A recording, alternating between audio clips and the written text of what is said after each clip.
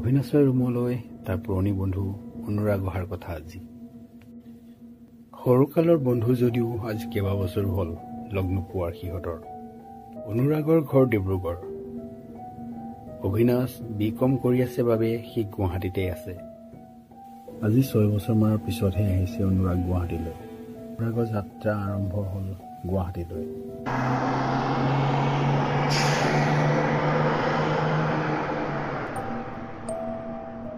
ইফালে অনুৰাগৰ বজাৰ কৰি হৈ গৈছিলে আৰু ৰাতি খাবৰ বাবে সি অলপ মুৰ্গী মাংস ল'লে। বজাৰ কৰি আহে মানে ঘড়ীত সময় বাজিছে 6 বাজি। বস্তুবোৰ থৈ সি ফ্ৰেছ হৈ চাহ একাপ বনাই খাই লৈ অনুৰাগলৈ ফোন কৰিলে। ক'ৰ পাইছহি, কিমান টাইম লাগিব সুধিলে। গম পালে যে আৰু 3 ঘণ্টামান লাগিব। যিহেতু তাৰ অলপ প্ৰজেক্টৰ কাম আছিলে সি ভাবিলে যে প্ৰজেক্টৰ কামবোৰ কৰি লোৱাই ভাল হ'ব। ইফালে অনুৰাগৰ গাড়ীখনৰ হঠাতে টায়াৰ পাংচাৰ হ'ল। ড্ৰাইভাৰজনে ক'লে যে অলপ সময় লাগিব, যিহেতু টায়াৰ পাংচাৰ হৈছে আপোনালোকে ওচৰৰ হোটেলখনতে কিবা খাই যদি খাই ল'ব পাৰে। অনুৰাগে হোটেলখনত সোমাই চাহ একাপ অৰ্ডাৰ দিলে, লগতে মিঠাই এটাও অৰ্ডাৰ দিলে। ঘড়ীটো চাই দেখে যে 6:30 বাজিছে। সি ফোনটো উলিয়াই অভিনাশলৈ ফোন এটা কৰি খবৰটো দিয়াই ভাল হ'ব বুলি ভাবিলে। অনুৰাগে সকলোখিনি কথা ক'লে অভিনাশক। তেনেতে অভিনাশে ক'লে, ঠিক আছে তেনেহ'লে মই কাম এটা কৰোঁ, তই আহি পা মানে মই ডিনাৰ আৰটো বনাই থৈ দিওঁ, আৰু কাম এটা কৰিবি যেতিয়া খানাপাৰা পাওঁহি মোক কল এটা কৰি দিবি।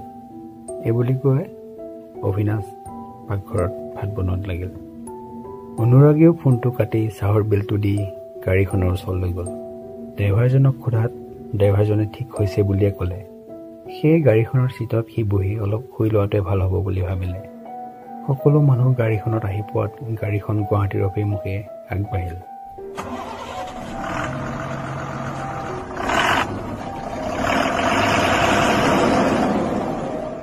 তেতিয়া ঘড়ীত বাজিছে 10:30। গুৱাহাটী সোমাও হৈছে।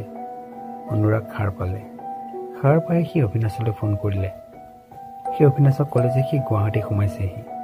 অভিনাশে তাক আনিব যাম বুলি সোধাত সি ক'লে যে সি উবেৰতে যাব। আধা ঘণ্টামান যোৱাৰ পিছত অভিনাশৰ ৰুমৰ কলিং বেলটো বুজি উঠিল। বিচনাৰ পৰা উঠি গৈ অভিনাশে দৰজাখন খুলি দিলে। বহু বছৰ পুৰণি বন্ধু অনুৰাগক দেখি তাৰ মনটো ভাল লাগি গ'ল। দুয়োটাই বিচনাতে বহি অলপ সময় কথা পাতিলে। অভিনাশে ক'লে, তোৰ চাগৈ ভোকে লাগিছে, মই ভাতটো বাঢ়ি দিওঁগৈ ৰহ। বিচনাৰ পৰা উঠি যাওঁতেই কলিং বেলটো বাজি উঠিল পুনৰ।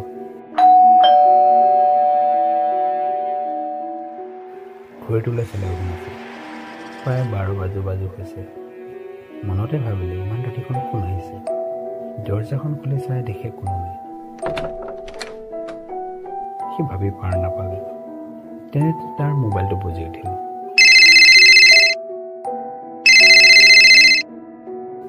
নম্বৰটো আননোন। তথাপিও সি ৰিচিভ কৰিলে। হঠাৎ তাৰ কাণৰ পৰা মোবাইলটো সৰি পৰিল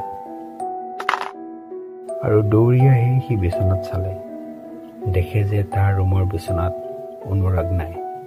সি ভয়তে মাটিত বহি পৰিল, কাৰণ ইতিমধ্যে যি ফোন আহিছিল তাত সি গম পাইছিল যে তাৰ বন্ধু অনুৰাগৰ গাড়ী এক্সিডেণ্টত মৃত্যু হৈছে।